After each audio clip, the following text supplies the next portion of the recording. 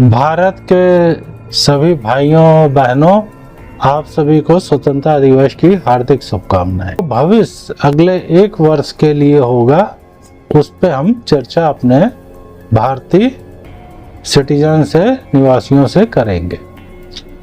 भारत जो है, जो पीछे के 10 वर्षों से चंद्रमा की महादशा में था, सॉफ्ट प्लैनेट, स्वीट प्लैनेट, अब भारत जो है मंगल की महादशा में आ गया है 8-10 सितंबर से। वो कुछ सॉफ्टवेयर में 2-4 दिन का फर्क आएगा। तो अगले जो हम 365 दिन देखते हैं, 1 वर्ष को देखते हैं, तो जो मंगल की महादशा है, इस मंगल शक्ति, शौर, साहस, करेज, इन सब का प्लैनेट है, जिद का और गुस्से का भी है। तो मंगल की जो महादशा होगी, मंगल की महादशा में आप देखेंगे कि भारत जो है वो आर्मी, अपनी आर्मी को स्ट्रांग करेगा, पुलिस फोर्स स्ट्रांग होगी, सिविल डिफेंस स्ट्रांग होगा, सिविल एडमिनिस्ट्रेशन वो भी स्ट्रांग होगा। लेकिन चूंकि वर्तमान में जो ग्रह स्थितियां पूरे विश्व के लिए बन रही हैं, जैसे शनि वक्री गति में है, शनि और सूर्य का, शनि और जैसे मंगल का कॉम्बिनेशन बना हुआ है, और भी इस तरह के इवेंट्स आ रही हैं ग्रहों के हिसाब से, जिसके कारण से पूरे विश्व में वार जैसी स्थितियां उत्पन्न हो गई हैं, हो रही हैं। और भारत को भी न चाहते हुए भी इन वार्स में जाना पड़ेगा, क्योंकि अगर डिवाइन फोर्सेज पे आसुरी शक्तियां आक्रमण करने को तैयार हैं, तो डिवाइन फोर्सेज को उसका उत्तर देना आवश्यक है। तो मंगल की महादशा में भारत के जो पड़ोसी देश हैं, पाकिस्तान, बांग्लादेश, बर्मा में भी अस्थिरता है। तो इस तरह के पड़ोसी देशियों की जो नापाक हरकतें हैं, बदमाशियां हैं, उन बदमाशियों के कारण से जैसे ही सितंबर स्टार्ट होगा मंगल की महादशा, भारत को इन पड़ोसी देशों के आतंकवादी हमलों, जो डिसऑर्डर, लॉ एंड ऑर्डर को भारत में डिस्टर्ब करना चाहते हैं, उसके लिए इस चीज का प्रबल योग है कि भारत को इनसे लड़ाई फिर लड़ना पड़े, कोई ऑपरेशन मिलिट्री का चलाना पड़े, और भारत उसमें सफल भी होगा। भारत की आर्मी पूरी तरह से सक्षम है। जब हम भारत की कुंडली के अलावा विश्व की कुंडली को भी देख रहे हैं, तो चूंकि अभी शनि रेट्रोग्रेड है, शनि पश्चिमी देशों का प्रतिनिधि ग्रह है, तो पश्चिमी जो देश हैं, जैसे रूस हो गया, यूरोप हो गया, अमेरिका हो गया, इस तरह के देश जो है वहाँ पे बड़ी ही वार जैसी स्थितियां होंगी, इकोनॉमिक स्लो डाउन होगा, और वो लोग व्यापार युद्ध भारत पे थोपने की कोशिश कर रहे हैं, वो भी आगे बढ़ेगा, जल्दी सॉल्व होने नहीं जा रहा। तो भारत इनको मजबूती से लड़ेगा, मजबूती से इन सबका सामना करेगा, हल्का फुल्का असर आएगा। और इन सारी जो महाभारत जैसी स्थितियां हैं, जिसके कारण से हम देख रहे हैं कि पूरा का पूरा नाटो, पूरा यूरोप 3 सालों से रसिया के खिलाफ लड़ रहा है यूक्रेन में, मिडिल ईस्ट में लड़ाई लगातार चल रही, ये सारी जो वार की स्थितियां हैं, इन सारी वार की स्थितियों से भारत भी प्रभावित होगा। मंगल की महादशा में भारत को लड़ाइयां लड़नी पड़ेंगी, आतंकवादी हमलों का मुंहतोड़ जवाब देना पड़ेगा।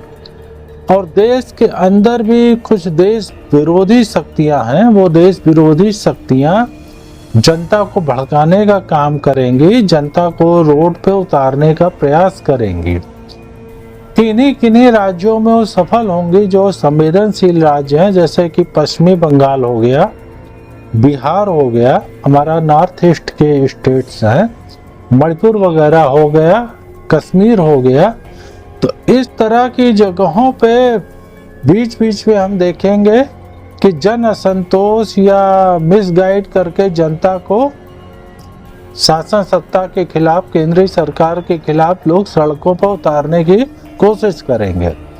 लेकिन भारतीय जो मिलिट्री है, भारतीय जो सिविल फोर्सेज हैं, एडमिनिस्ट्रेशन की, पुलिस की, सिविल डिफेंस के लोग, ये सारे लोग उनका अच्छे से मुकाबला करेंगे, अच्छे से उनको टैकल करेंगे।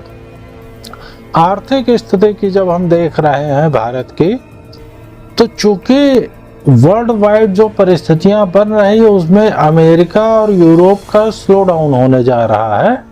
ट्रंप जो है अमेरिका को डुबो देंगे और अमेरिका के साथ वो यूरोप को भी डुबोने में बड़ी इम्पोर्टेंट भूमिका अदा करेंगे।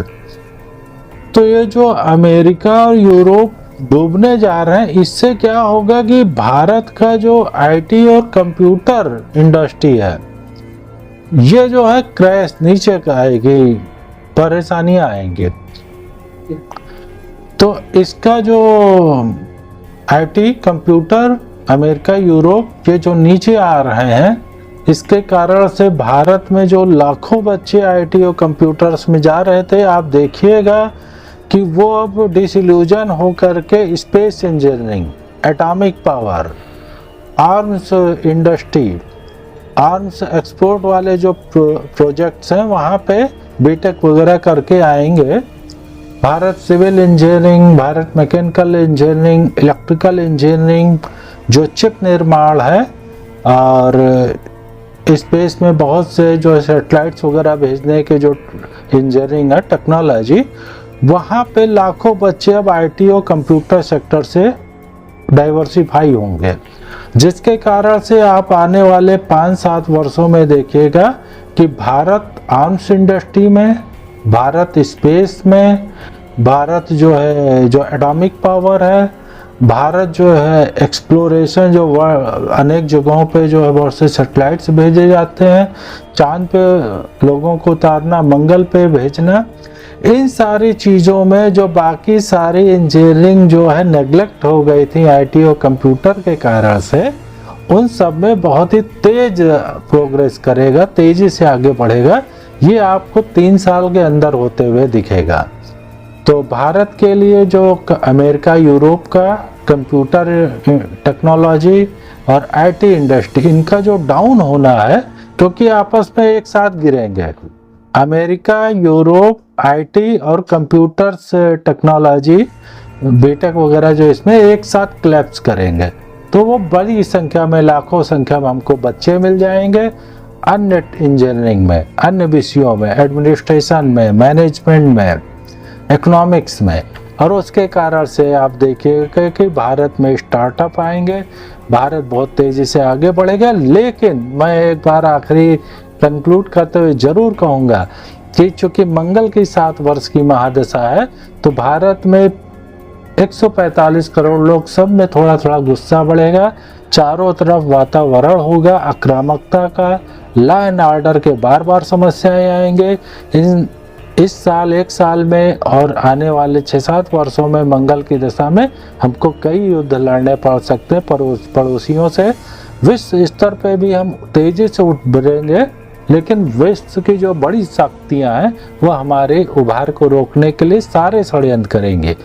तो जैसे तीर हवा को चीरते हुए आगे बढ़ता है, इसी तरह से भारत विदेशी ताकतों, पड़ोसी दुश्मन ताकतों, घर के अंदर के जो बहुत से राष्ट्र विरोधी शक्तियां, उनके तमाम विरोध, हंगामा, शोर शराबा, राइट्स, लॉ एंड ऑर्डर की प्रॉब्लम्स, आतंकवादी घटनाएं, इन सारी चीज़ों के बाद भारत जो है तेज़ी से आगे बढ़ेगा।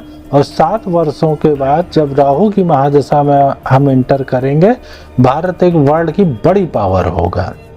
भारत अपना धाक जो है आर्मी, आर्म्स एक्सपोर्ट, स्पेस, इन सारी जगहों पे दिखाएगा और इकनॉमी भी भारत की तेज़ी से आगे बढ़ेगी। तो आप सभी भारत के 140 करोड़ भारतीयों को स्वतंत्रता दिवस की हार्दिक शुभकामनाएं। हम सभी लोगों को मेहनत करना है, आपस में प्यार से रखना है, देश को आगे बढ़ाने का प्रयास करना है। हम सभी भारतीय अगर प्रयास करेंगे तो विदेशी ताकतें हमारा कुछ बिगाड़ नहीं पाएंगी। आतंकवादी और ये जो हमारे अगल बगल में दुश्मन देश है, वो भी हमारा कुछ नहीं बिगाड़ पाएंगे और हम अब प्रोग्रेस को अपने मेंटेन रखेंगे।